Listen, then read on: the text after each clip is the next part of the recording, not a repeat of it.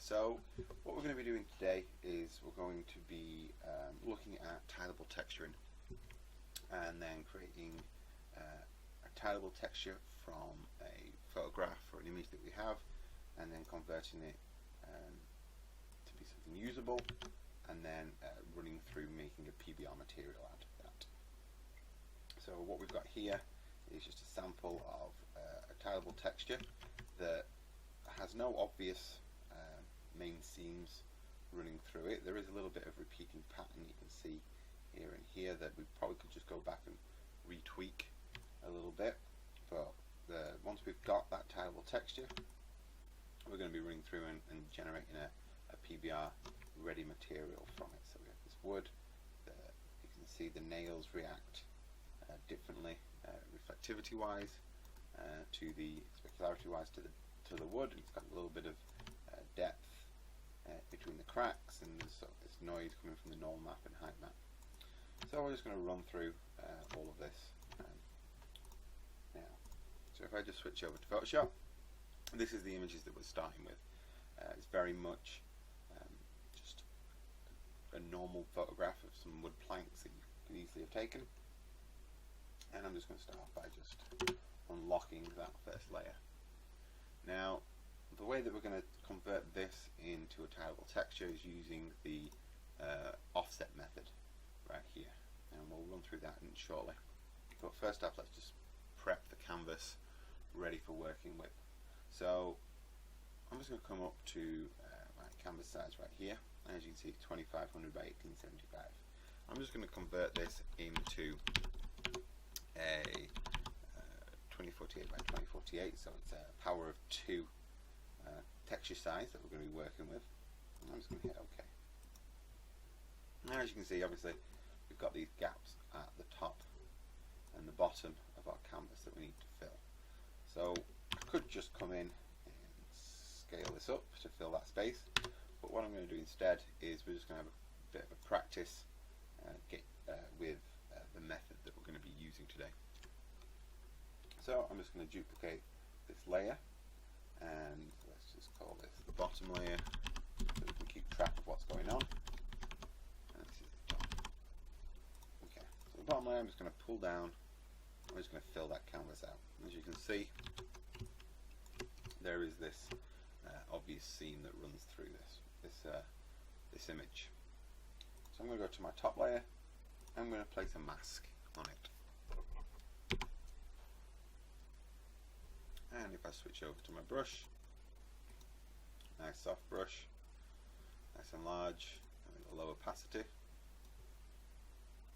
and just come in here and just paint ever so slightly.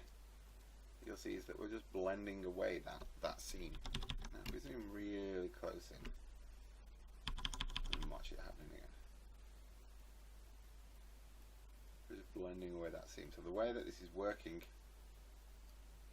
is that essentially we're just hiding a little bit of that top layer to reveal the bottom layer.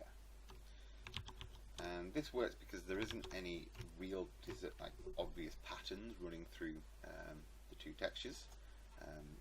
If there was an obvious pattern, we'd have to be a little bit more cautious in the way that we do this blending, but because we've got this quite natural wood grain effect going on anyway, we can get away with just being a little bit rougher in the way that we sort of blend between these two shapes, between these two layers, sorry. So I'm just going to run across, again, looking at that mask, my black, nice little opacity, just running through, getting rid of that seam. Now you'll see what I'm doing right here is just getting rid of that repeating pattern going on from that top layer. So again, just come through, push all the way forward, get rid of this seam.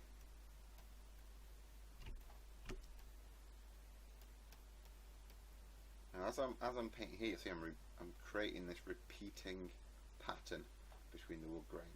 So I'm just going to come up a little bit higher and just get rid of that top curve, just so it doesn't look so obvious repeating. Come through, of that nail. But as I'm getting rid of that nail, you'll notice, oh, well, I'm pulling in that little bit right there from the top, so let's go a little bit higher just to make sure that it's not a repeating pattern.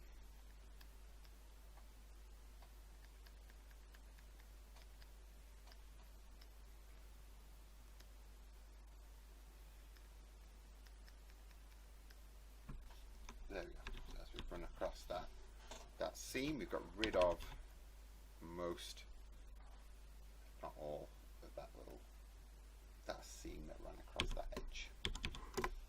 So that's basically the technique we're going to be using, the sort of method of blending between two layers of the same image to sort of create that illusion that the seam disappears.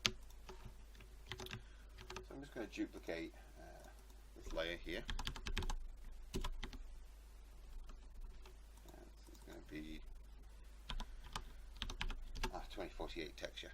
I'm just going to merge that down so it becomes one solid solid mass. Now if I just scroll this along, you'll see that actually I've got part of my canvas still off screen.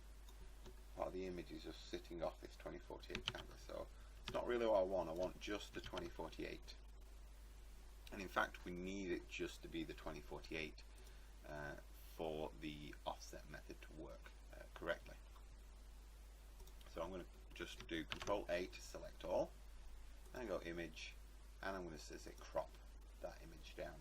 So now what we've got is just that 2048 texture.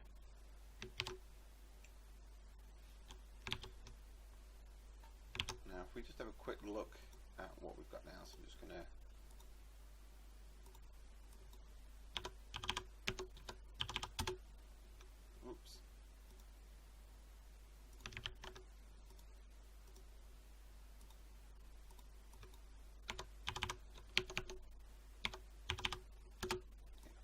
see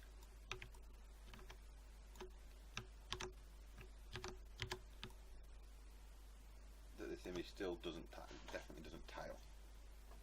We've got this obvious seam that runs right through the middle, and there's a little vertical seam as well that runs down like that.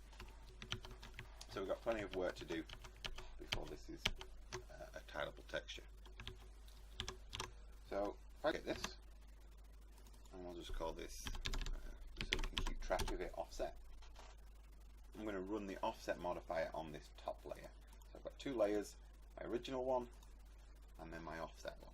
I'm going to come up to filter, other, and offset.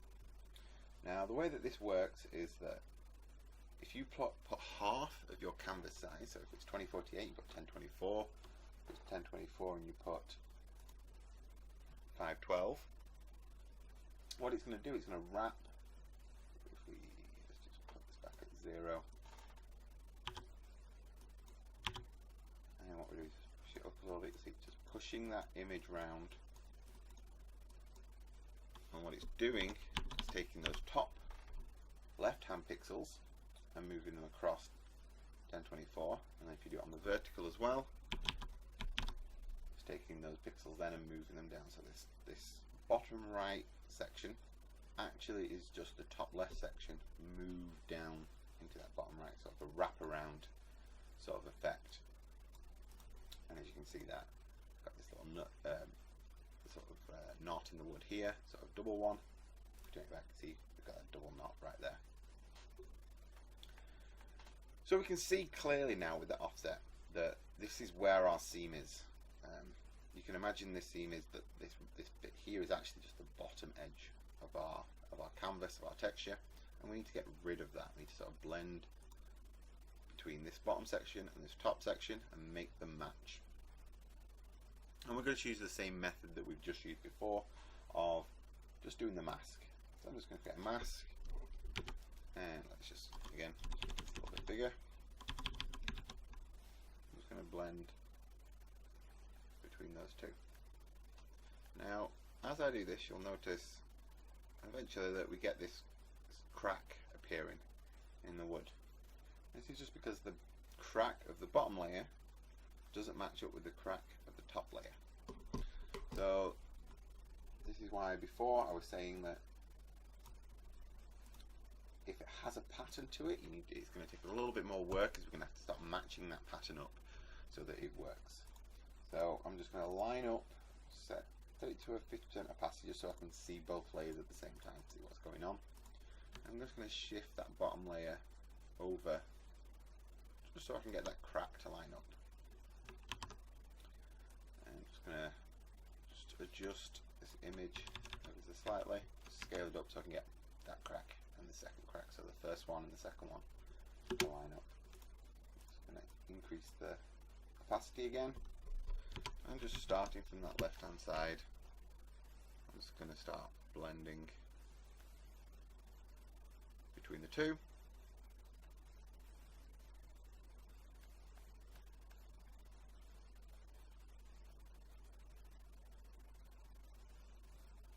And you can see because we lined those cracks up before, it's nice and easy now just to get rid of that sort of blend.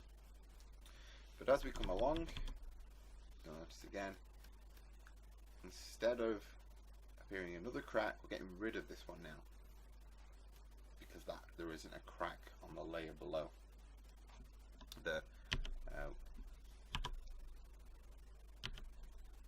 Whoops.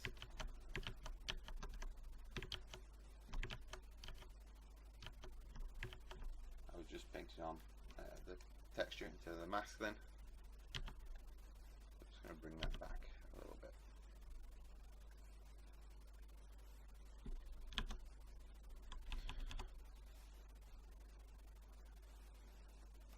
Okay, so we're moving across, getting rid of that obvious seam, and we've come to this little issue here.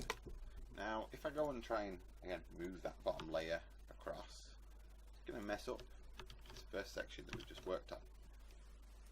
Because that bottom layer needs to stay in relation to where it is.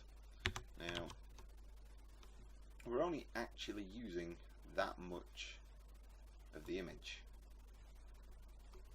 I just delete, just as a sample, the rest of that image. We're using that much now. I've got a little gap there because it's a mask. What to do is paint that back in again.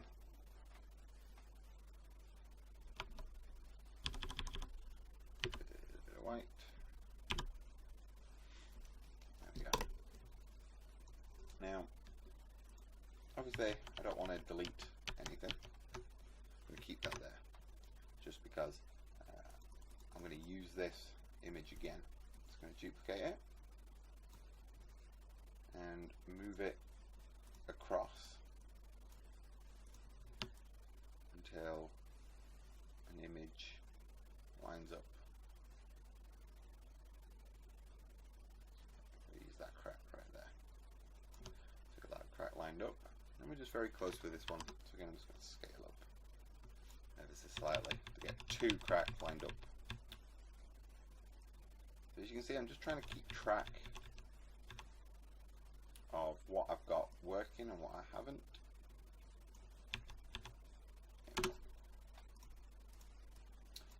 So right here, you'll see that we had our mask before. Now that's not working again. If we just hide, we'll just name this number 1 and this number 2, so we can talk about them. So if I just hide number 2, you see that we fix that issue again. We bring back number 2, because with this section that we had before, that we've got working, we don't really need. So we can just mask that off. So if I mask, obviously you've got a mask on that section right there, we're just fixing it. Now I'm just going to soften that edge up a little bit on the mask, just so it's not a hard edge that we're working with.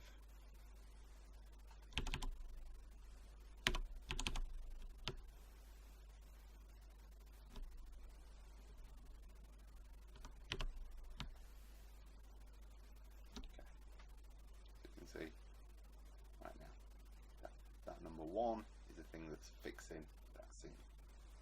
So we'll go back up to our top one and we'll just continue across blending. Now what we're blending down onto in this section is number 2, and on that section it was number 1. This is all because we're having to do this sort of double layer sort of workflow because we have this pattern in our texture.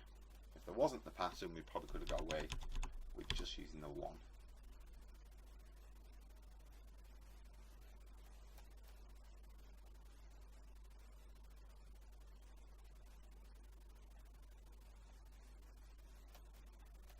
I'm just going to continue as normal across.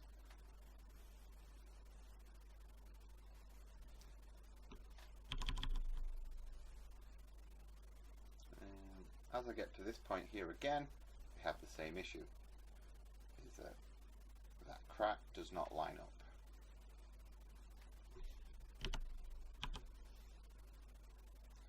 So we're just going to repeat, rinse and repeat. Give me number 3 that we can talk about. Just lower this.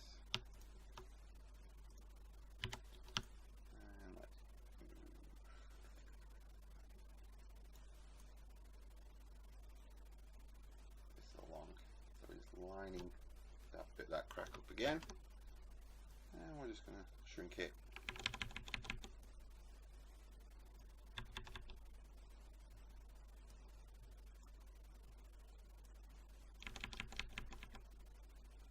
Okay. Reduce that opacity. Again, make sure that let's get rid of that mask so we can see what's happening. Number 3 is now blocking off the work we did in number 2. So we need to come in and just make sure that we're masking off, getting rid of the part of number 3 that's blocking number 2.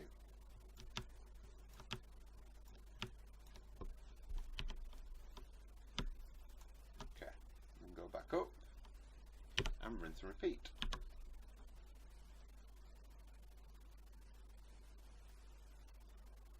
Just getting rid of that seam,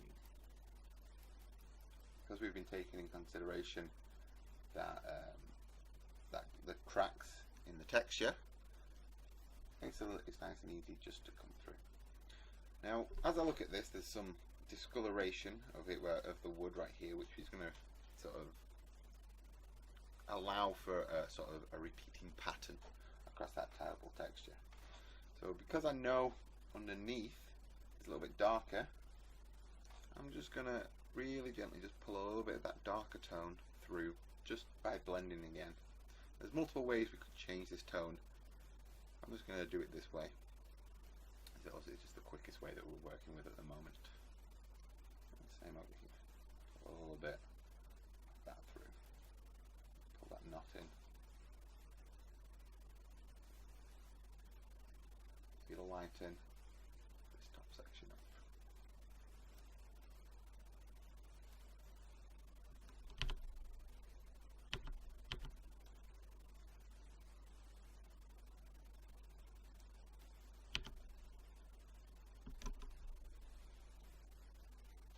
Okay, so there we go. Let's call that.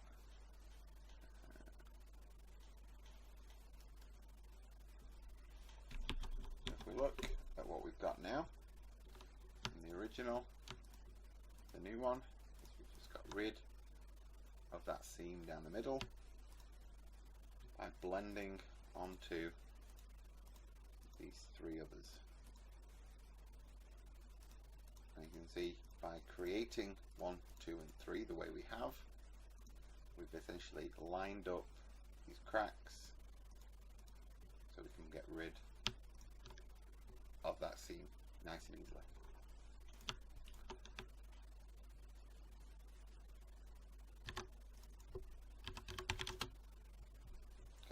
I just duplicate this again and collapse it down. So this is my diffuse. I'm just going to save this out and just go and test it. So I'll just drop this onto desktop and we'll put this into a false cold wood tile.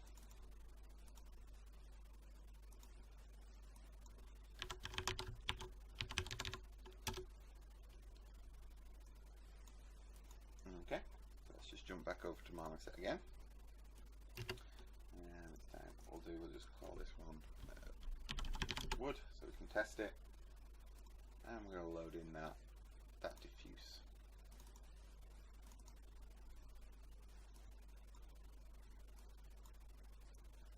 I'll just drag it on each one of those tile sets, just so we can test that tile. Now it's super shiny. I just need to lower that specular and gloss so I can see what's going on. I'm just going to increase the brightness just a tad. So straight away we can see that there is no obvious seam like there was before. There's not that dark pattern. A few little pieces where I might consider going in, removing a few of these knots, just because it repeats quite often. That's something you just get through with just trial and error to see what works the best for your particular texture that you're working with. So we've got our tileable diffuse. Now let's work out the rest of those texture sets. So I'm going to work with the metalness sort of property for this one, for the PBR.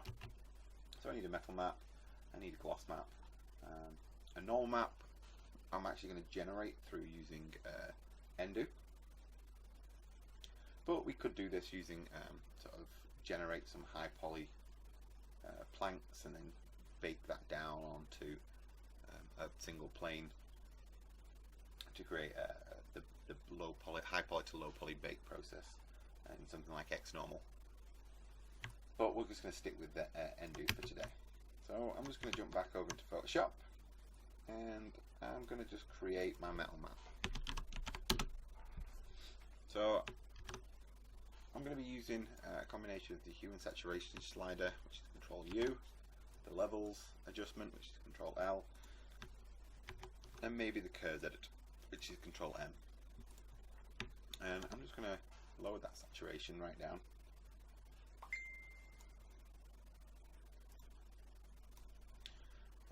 And lower that lightness, really pulling those values down, because obviously if it's metallic, if it has sort of a dielectric property, it's going to be in the high white values, and if it's not metallic, it's going to be in the low dark values.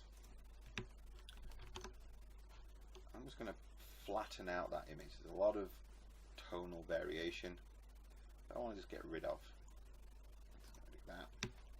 Again, bring that down into that non-metallic value. And that would probably be about not too bad. Probably a little bit of, maybe a little bit darker, just for wood. But if we look closely on this, there are a lot of nails in here as well, and so they need to be taken into consideration when making your metal map. So I'm just going to come in and I'm going to paint in those metal nails. Now it's quite hard to see where those nails are now on this dark image. I'm just going to hide the metal and work just on the new layer above the diffuse. Apologies if my mechanical keyboard's quite loud, the microphone's not directly above it. I'm just going to paint in where those nails are. There's one there, and a little one right there.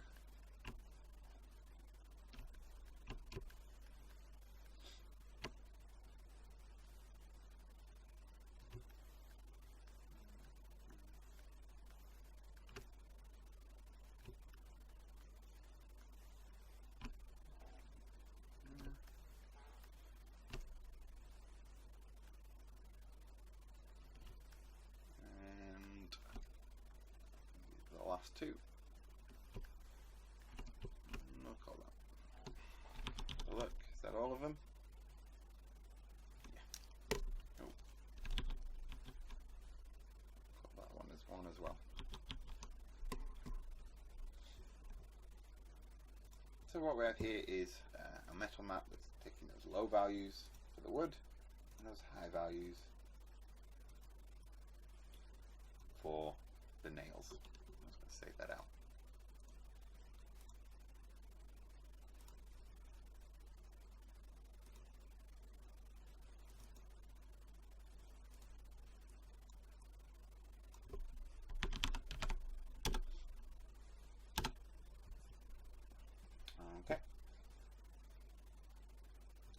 So next up, we're going to create a gloss map. So this gloss map is going to take any of the metallic value that we have, information, and it's going to say, well, how much mirror-like is that? So if I turn this right up to high gloss, you see, it comes near enough like a super shiny glossy mirror. So I'm going to have a map that will control that between sort of rough, matted, and super shiny reflective.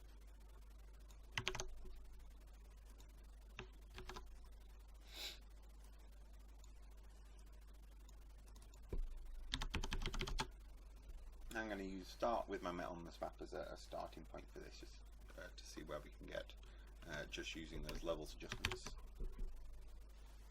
I'm going to start out by just pulling that value right up,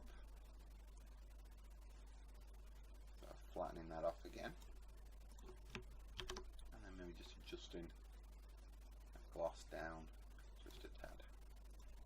And then not to forget about the nails, I'm just going to copy them and bring them up.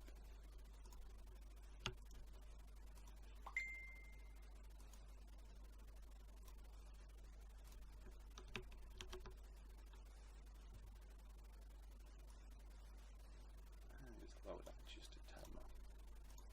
Save that out.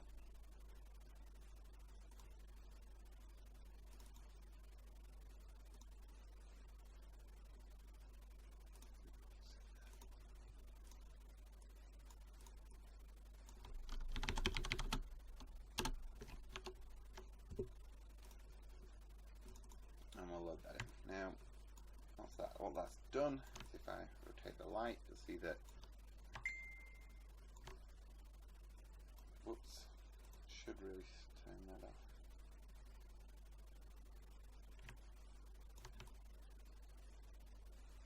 See, the light will hit those nails more intensely than the woodwork. So I'm still not happy with how sort of shiny that wood is. So I'm going to just jump back in to my gloss and lower it a little bit further. I'll lower those as well. Don't want them quite so mirror-like.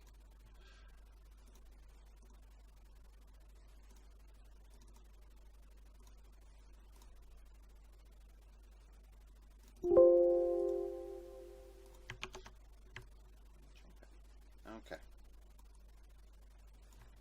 So next up, we need a normal map. And actually, if I switch this to parallax, I'm actually going to do a normal and a high, because I want the cracks in the wood to sort of sink down a little bit as well. So what I'm going to do, just going to switch back, and I'm going to just duplicate this gloss map. That's going to be the starting point for my height map. Same again, I'm just going to push those levels right up, and maybe even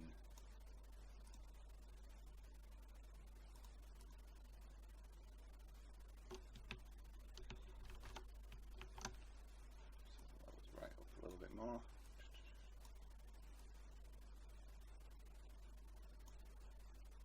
Something like that.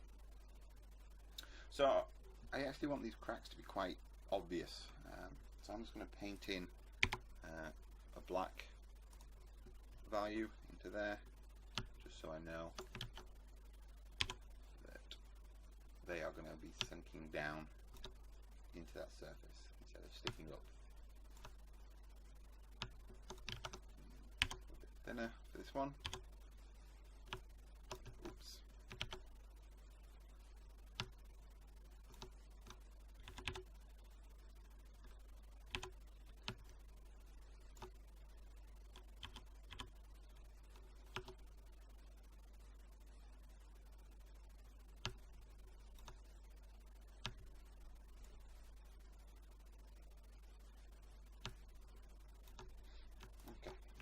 And then I'm just going to give it a little bit of a blur, just to remove any hard edges from that surface.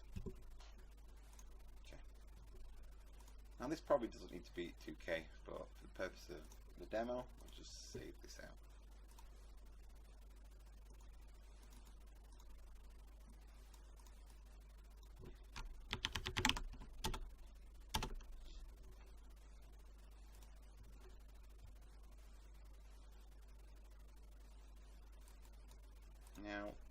going to load Endo up. So do a quick select.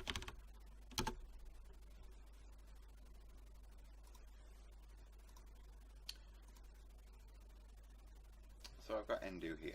Now I'm going to use Endo to generate a normal map. Now I'm going to just convert this height map into a normal map. I'm going to come up, I'm going to say I want to do a photo to normal conversion. Now we can do it through a preset like this. One of these maybe might fit your current task.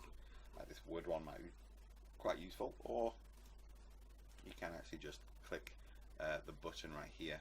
And now both of them are going to give you slightly different options. So if I do this one, this is the result that it's going to give me. It's going to give me this set of options to work with. Or go back down and do a preset.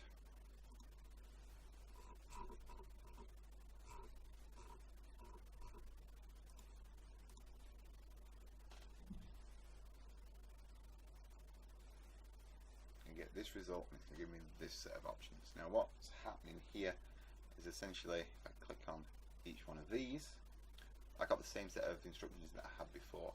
So it's sort of like doing multiple layers of normals based on the idea of generating large cracks, fine detail, medium cracks, things like that, instead of converting the whole image at the same time. Now you'll have to play around with whatever texture you're working with and find out what the best result for you is going to be. So I'm just going to come back up that flat wood. It's going to change my options. I'm just going to play around with these settings a little bit. I'll lower some of these sliders. Let's push that up just a tad.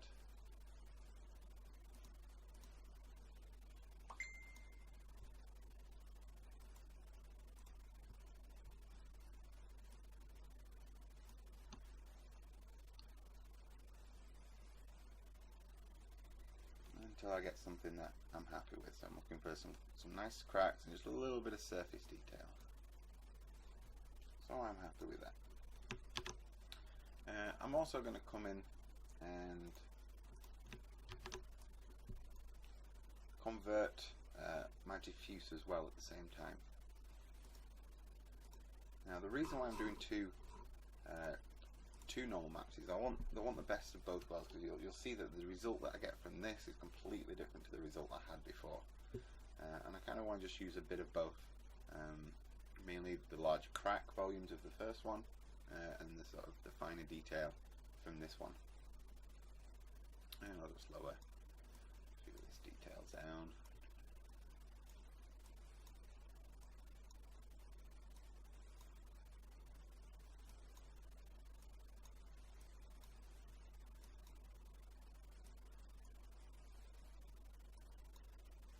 Okay, and I'm happy with that. Now I'm just going to copy and paste this on top of the other one. We've got the two normal maps. We've got the one that was generated from the height, and we've got the one that was generated from the diffuse. And if I just switch between these, you can see the difference that you get. They're both getting sort of different results. I'm just going to overlay this just to sort of bring in that detail from both. Now you'll see that the colour changes, so I'm going to make sure I just go in and disable that blue channel so I'm not altering that deep crack of the wood that I've got there. And I'm just going to save that out as my normal.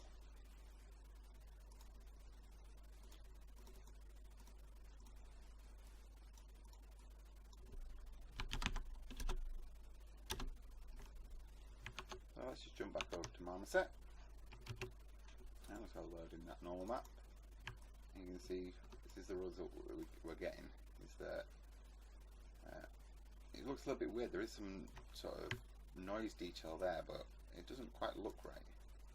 And it's sort of giving the illusion that the highlight is on the upper edge of this crack. That's because if I just flip the X,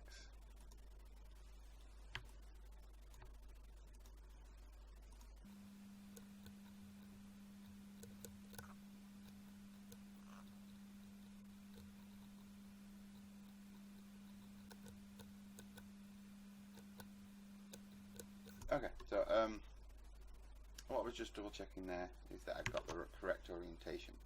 So inside of this is because we have the black and white here for this height. What I'm going to do is going to go into the channels of this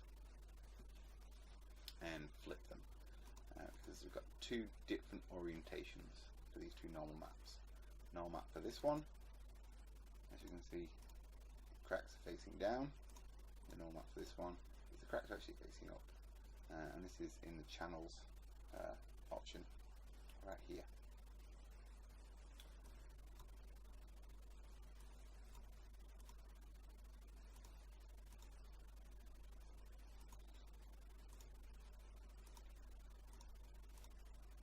So I'm just going to put that back in its own layer. So that's the one from the diffuse. I'll come into my height, and if I come down into the green, the red channel, and just invert that, and come down into the green channel, invert that as well. See, we can see these cracks here. Feel like they're going down the same way that these ones will do once we combine them together.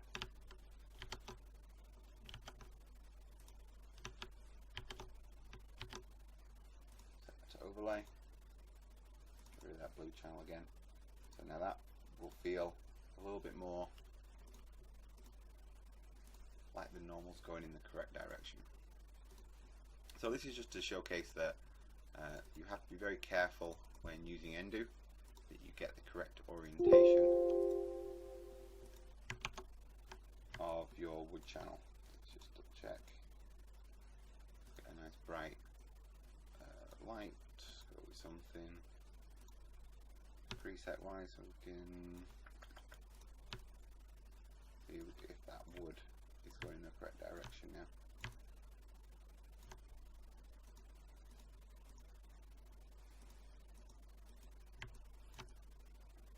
There we go. So now that feels like the wood crack goes down. We've got this nice sort of rough surface. It's a little bit probably intense in certain areas. I probably want to just go and tone that down a little bit. So let's just lower that top one.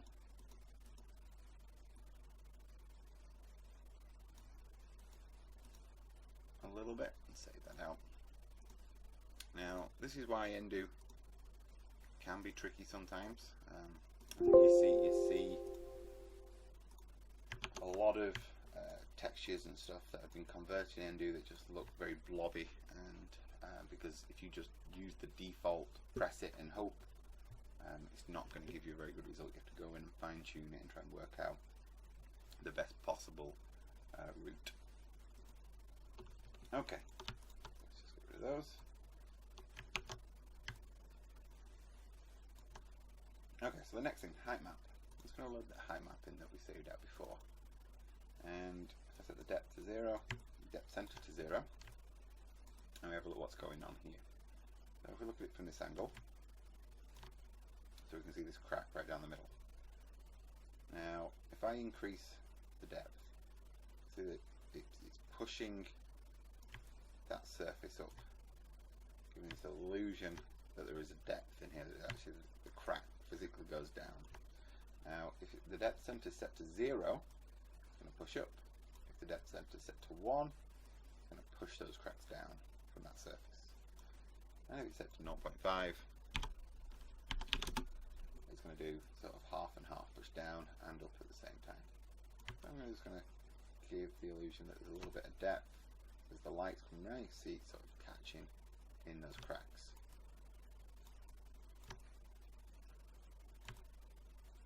And we're getting somewhere that's looking half decent. So another option we could put in here now, if you want those cracks to be really sort of have some ambient soft shadows between them, we could actually load in an ambient occlusion map as well. So the way I'm going to generate an ambient occlusion map is actually from the normal map itself. So I'm just going to duplicate this image. So I'm going to get this solid, collapse this down, and I'm just going to come up here to map converter. And I'm going to convert a normal map into an AO map. And just like the normal map, we're going to have a load of options that are going to pop up for us.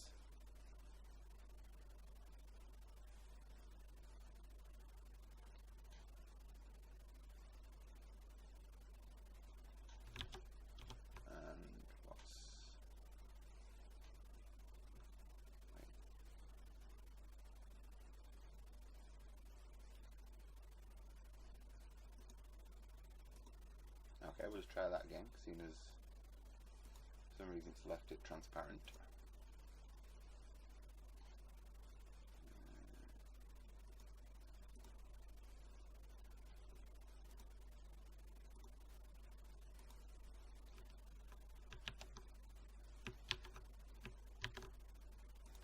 Just going to bring it into this one and hit the convert.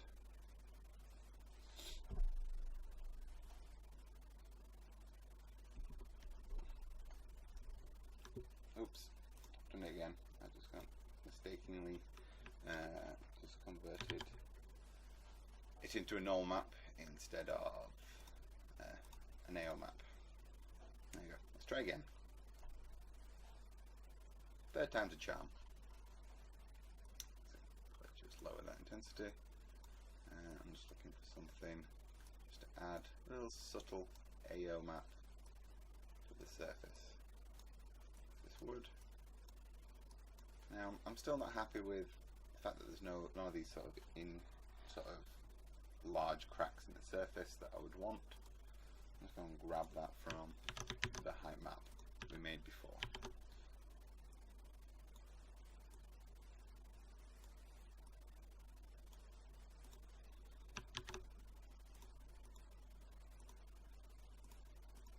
Lower intensity. Softer, and then I'm just going to blur it so it feels like a shadow. Now again, like I was saying before, we could generate this AO map and the normal map from, let's say, a high poly model of some wood planks, but you don't always have time for that, or it's not sort of the appropriate way of converting for your particular texture.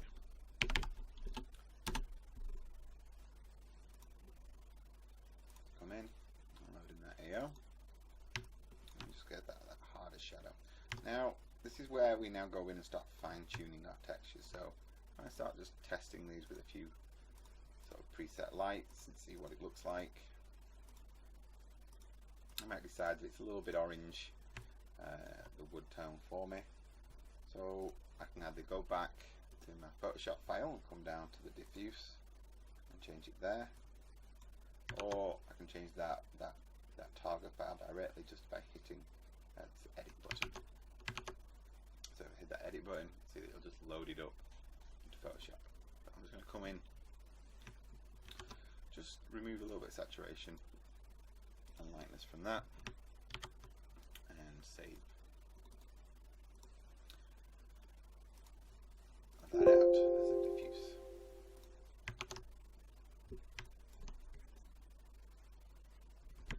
There you go, it's feeling a little bit better. And actually, I'd actually want a little bit more gloss value on those nails actually. I'm going to go back to that gloss and just increase. Oops, just get rid of that selection box and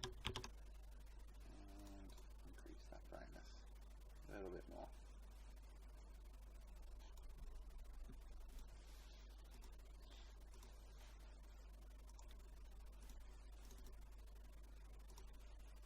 Target. Sorry about that. I accidentally turned the volume up. I deafened you there, I apologise. So what we got? See there, they're finally catching that light as we go past. So if you zoom right in, let's get really close. Now, the nails themselves are a little bit blobby. You actually want to flatten those out a little bit. So they're not too bad, but you can see how they're raised up. I want to just flatten them. That's coming from the height map, so it's pushing them up, and the null map and the illusion of sort of that surface there. So what I'm going to do is I'm come to my height, and I'm going to take that nail, because I know that's where they are. I'm just going to sort of push that value to sort of the mid-grey, just to sort of push and flatten them out a little bit.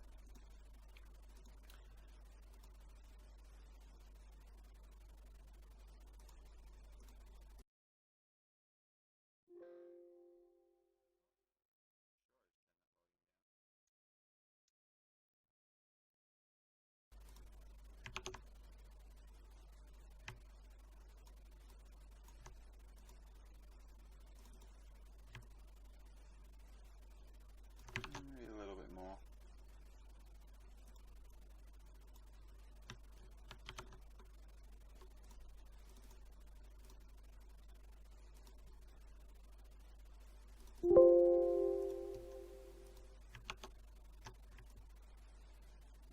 So there's going to be a back and forth sort of approach now to be able to get that sort of detail that you want, and the whatever you'll be editing these maps, going back maybe into the metalness, increasing that for the wood if you need it, etc. So what I'm going to do is going to check it also now with a few different setups, make sure that I'm happy with it as an image.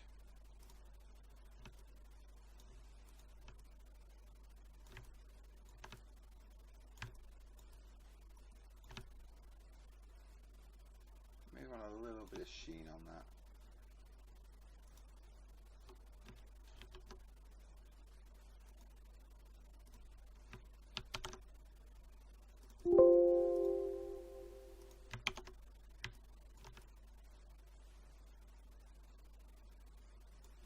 See what it looks like with a shadow as well. So I'm just going to bring in a wall and drop in just a light source.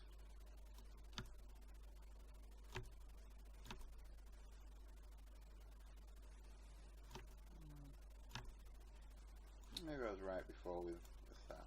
That was just a little bit lower. I think it's just that idea of going back and forth now to get the sort of correct result that you're after.